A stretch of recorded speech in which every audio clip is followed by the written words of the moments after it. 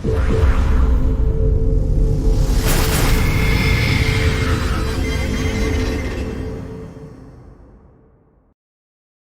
guys. Okay, we're on the second day after this traumatic event at the Capitol. Behind me is a picture lifted from a video, an unusual, very amazing video that is courtesy of Jordan Sheridan Status Quo. Um, they have the full 30 minutes. We're going to have just a clip of it in this program, but it's quite an amazing video to watch to see what transpired on Capitol Hill yesterday. And it pretty much makes the point these were not just protesters, they were violent people. Um, well, so here we come. MAGA. MAGA, is this what MAGA means? This is what it looks like. Well, it's kind of sad, but that is the situation right now. And really the question is what caused it. The problem is that we looked at those videos yesterday, and obviously it's not a case where there was lack of intelligence, like many have said. We knew that this was coming. It's not a surprise. The surprise was that they managed to get so easily into the Capitol, break into the Congress building. And the other surprise is that the police appears to have treated them at very best. They treated them differentially, not at all like they were treating the BLM protesters or even protesters when I was out there protesting about other things like Kavanaugh installment and so forth. So it's just a stark difference. Um, I have some theories as to what could have happened, and they're not pretty. I imagine that this is going to be an issue of investigation in the upcoming days, and certainly under the Biden administration.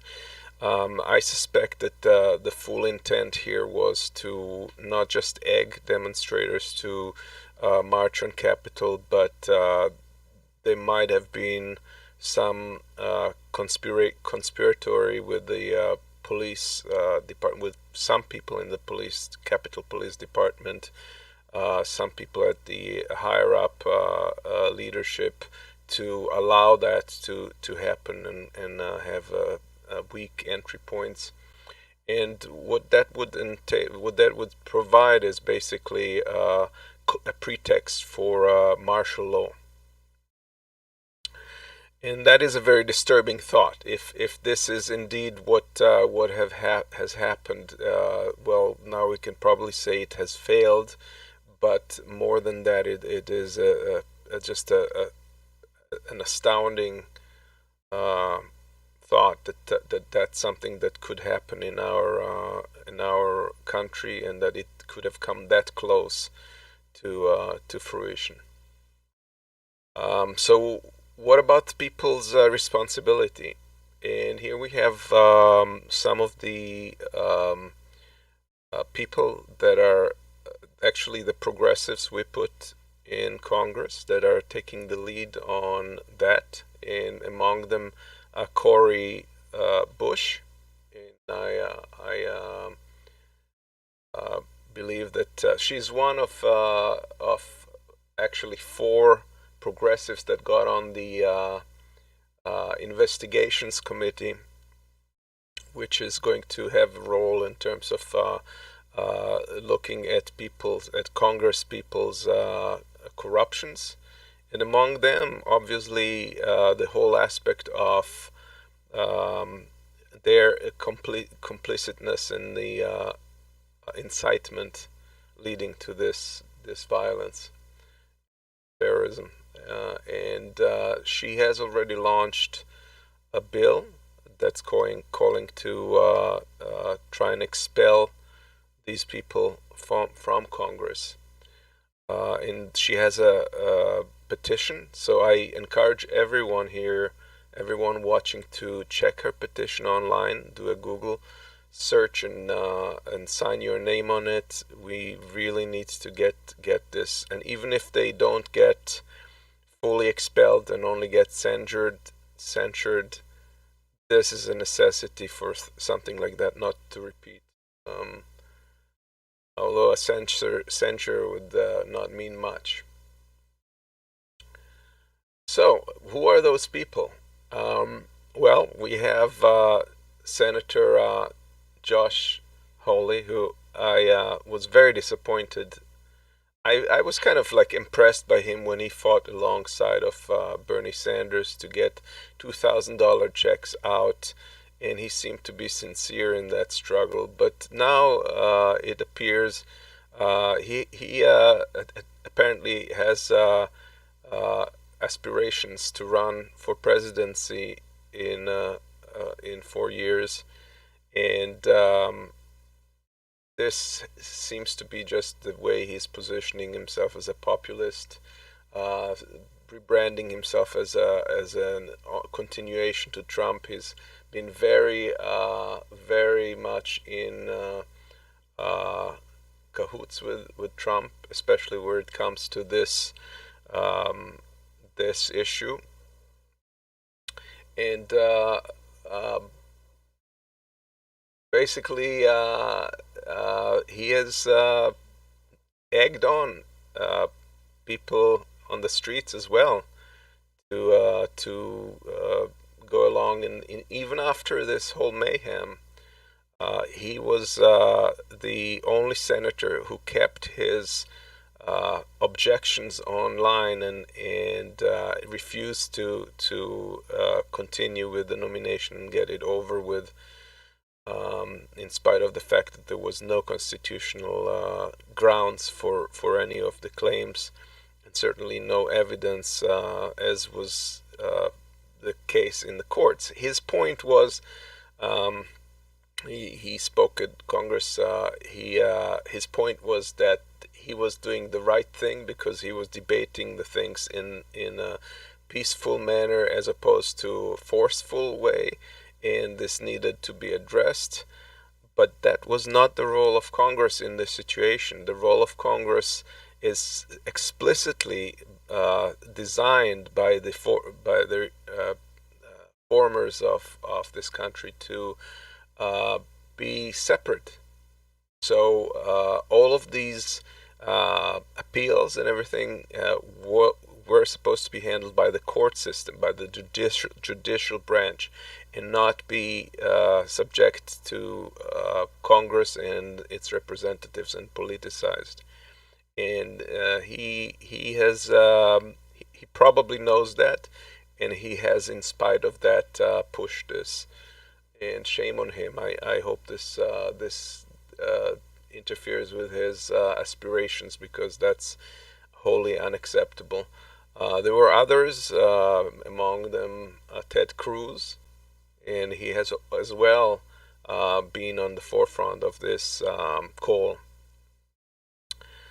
And here's a little video of him talking to a the Trump election fraud rally to the protesters.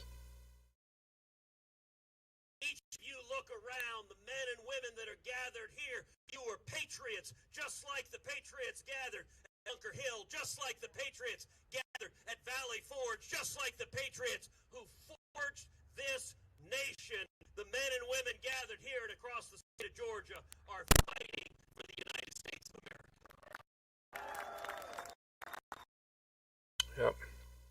So he's comparing the standoff to armed standoffs in the history of the U.S., and that is clearly an incitement in my view, and probably in your view as well. There's no question left here as to what his implications are. And then he goes into Congress, and he pretends, into Senate, and he pretends that he's supposedly all moderate and condemning the violence, but nevertheless, he's been part of the problem, not the solution. He's one of the senators that also put his name to the objections for Arizona, where they had to like go out and debate the objections. That's when hell broke loose. There's others like Louis Gohmert. Um, his jurisdiction is right across, right, like adjacent to D.C. So many of his supporters were probably among the people who were storming the Capitol. And then, of course, there is Trump Giuliani, Trump's henchman. Let's look at what he had to say. So let's have trial by combat. You hear that? Trial by combat. What do you think he meant by that?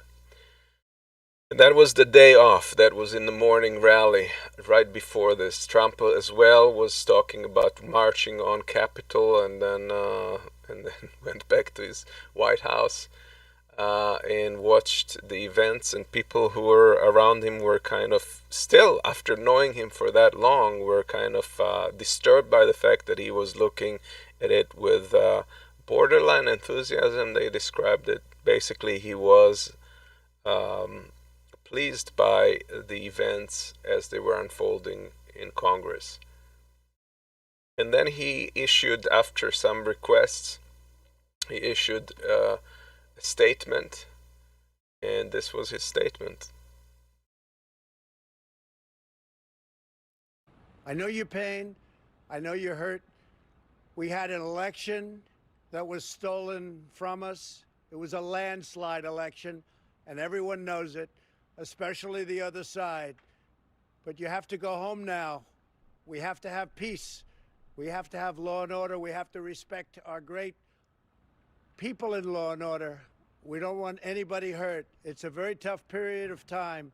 There's never been a time like this where such a thing happened, where they could take it away from all of us, from me, from you, from our country. This was a fraudulent election, but we can't play into the hands of these people. We have to have peace. So go home. We love you. You're very special. You've seen what happens. You see the way others are treated that are so bad and so evil. I know how you feel. But go home and go home in peace. The message here was clearly coddling the rioters, coddling these terrorists, not passing any criticism whatsoever on what they've done. He issues the mandatory required, supposedly calming request. And prior to this, his tweets were not even embedding "go home." They were saying just keep peaceful. So he wanted people really to stay on the grounds and create the disturbance, and pretend that he's calling for quiet, but he's really not issued anything beyond that until this statement that you see here.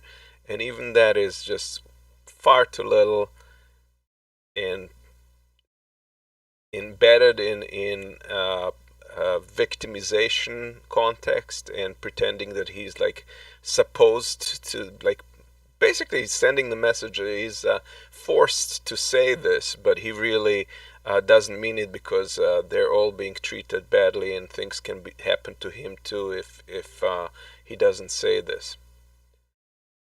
So this is Trump. This is how he was complicit.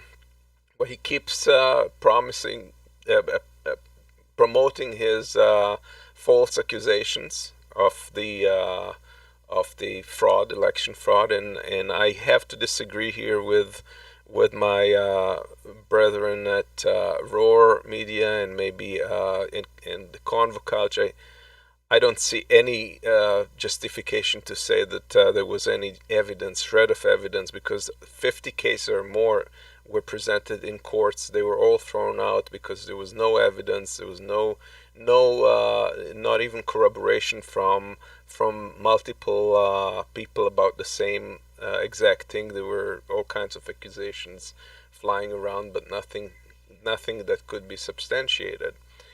And most of them were completely refuted. So basically, that's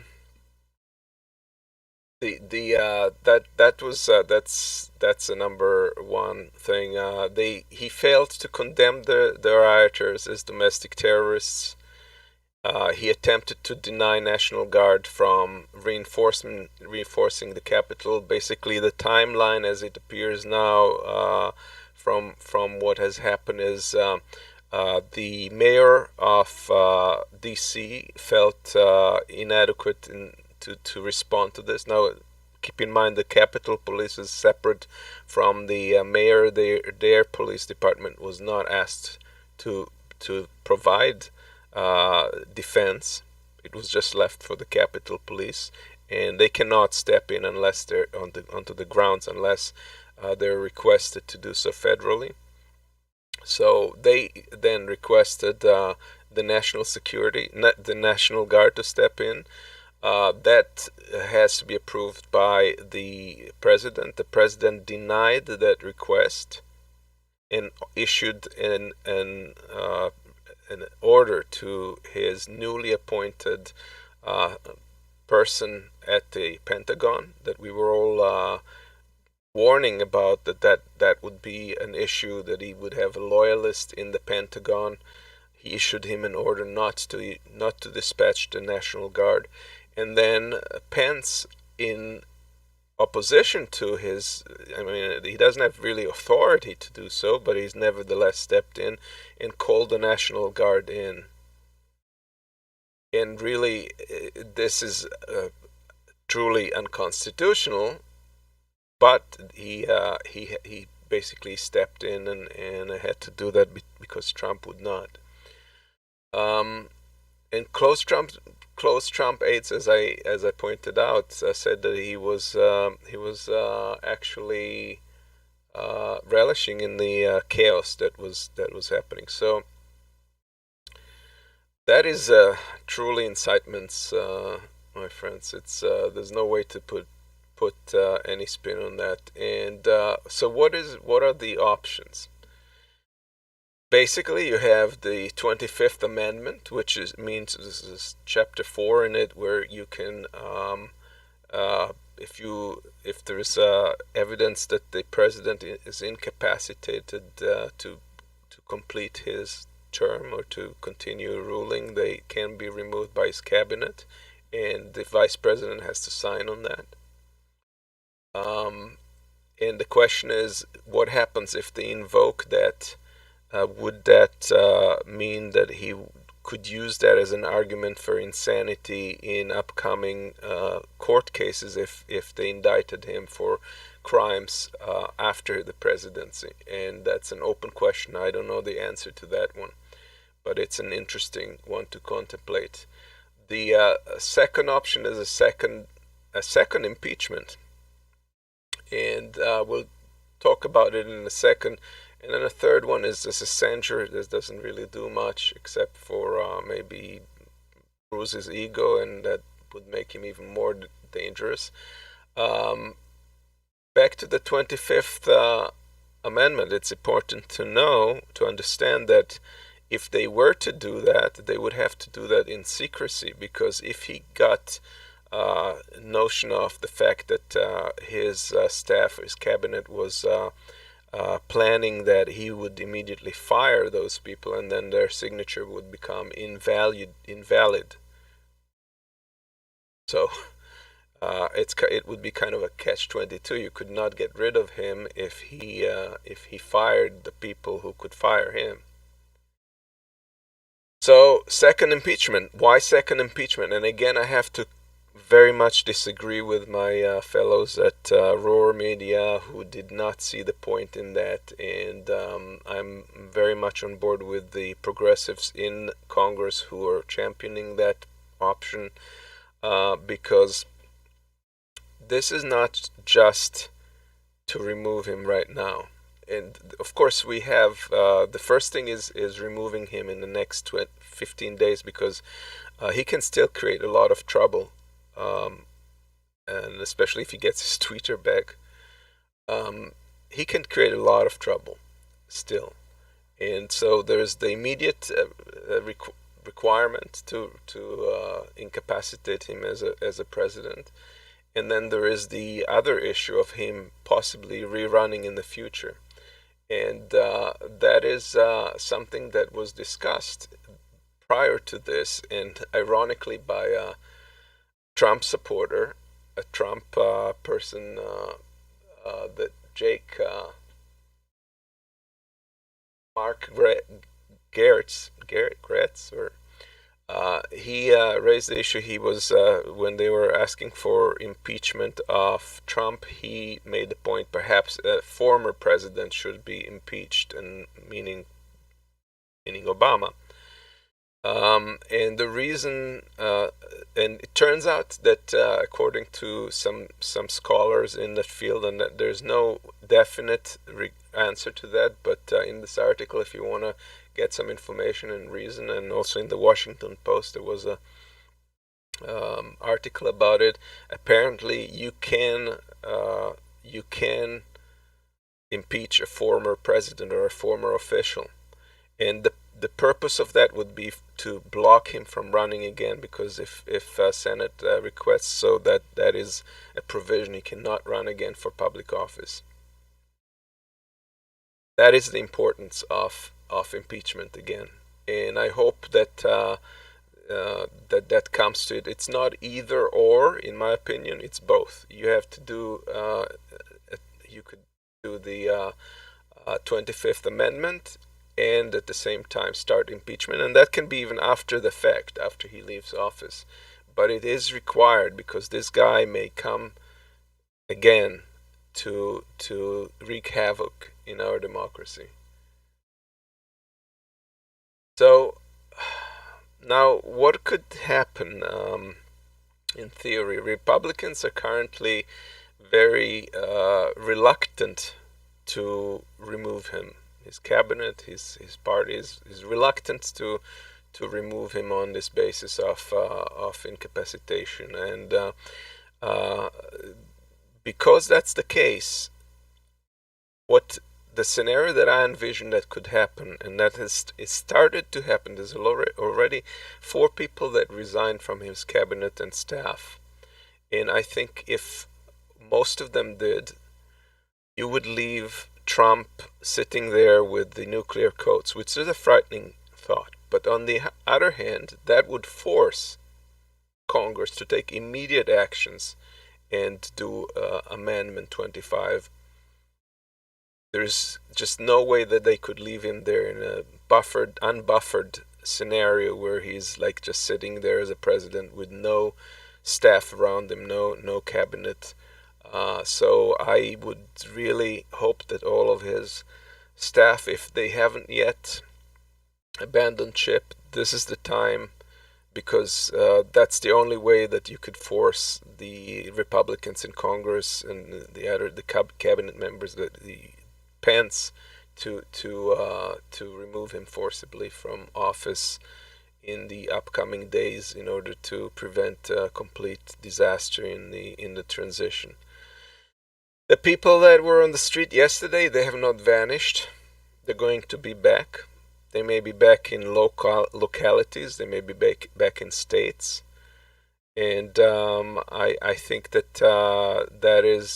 that is currently the situation. We're really hanging there in the balance. I don't know. I don't think this is the last of the riots. I don't think it's the last of the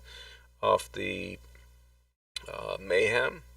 There's a lot of people that are still completely convinced that there's been a large-scale fraud, and nothing that you could do would convince them. And this is something that Senator Romney has actually said. He said nothing that we do that is against the argument of doing the these inquiries or revision of the elections in order to appease people that do not believe that it's true. Nothing will make them believe that Biden was elected lawfully. And so, really, the only way is to tell them the truth, meaning that Biden was elected lawfully. And more Republicans are willing to step and admit that, but there's still far too many in Congress that are still pretending, and history will judge them on it. I think Josh Hawley has kind of sealed his presidential aspirations with his behavior, and I hope that's gonna affect other politicians as well. Let's see, what do you guys? Yeah, criminal charges will definitely be coming, even if you're just talking about the ones locally thrown on Trump by the New York district, Oswissel. That's coming. So that's something he can't pardon himself. And I think the window for himself pardoning himself is passed. If he attempts to do that, I don't think they will let him. But we're in uncharted water, as you can tell. This has never happened. We've never had such a crisis, such a deep crisis on many levels. Yeah, and we do have to protect our civil rights. There's concern that this is going to give government some window to crack down on civil liberties, to as an excuse for defending things. But we have to be very cautious not to for them not to over reach with that. That's very tricky because certainly there is a concern on both ends that this is these loopholes, these problems that leave people the opportunity to create such mayhem could really bring us down. On the other hand, we want to keep our liberties. So yeah, Gene, that's very right. Yeah, I hope that we as progressives can come together and help the people in Congress to push hard on these things and not go for some bullshit reconciliation crap or whatever they want to call it, to like calm the waters or whatever. Because if we don't crack down on this very seriously and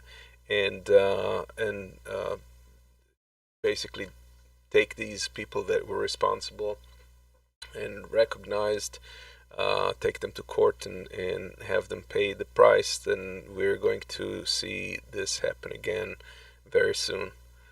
Um, and that's a major concern. Um, yeah, well, we don't know what's going to happen, but I think that the rest of the world has kind of with this unfortunately written off the US as a superpower. I think sadly the Chinese progress as the latest trade war that Trump has so unwittingly waged and unsuccessfully waged by going in all directions, fighting all our allies at the same time, gave China a boost instead of a break, instead of a problem, and now they're projected to overpass the U.S. economy by 2028, according to economists. 8 years, no, less than 8 years, 7 years. In 7 years, the U.S. May not be the largest economy unless some things change, and people around the world are no longer looking at the U.S. as a steady world power, as a global player. It's sad. This is America great again. So, all right, just this was a quick update because of all the events that are going on. I hope you join me and Marcus on the weekend. We're going to have further discussion. I'm looking forward to it. Marcus, um, hope we start working on the slides. We have a lot of work to do. And I hope you guys are going to join us. Please share this video if you think there are valid points in it. And thanks for supporting us. All right. Bye, guys.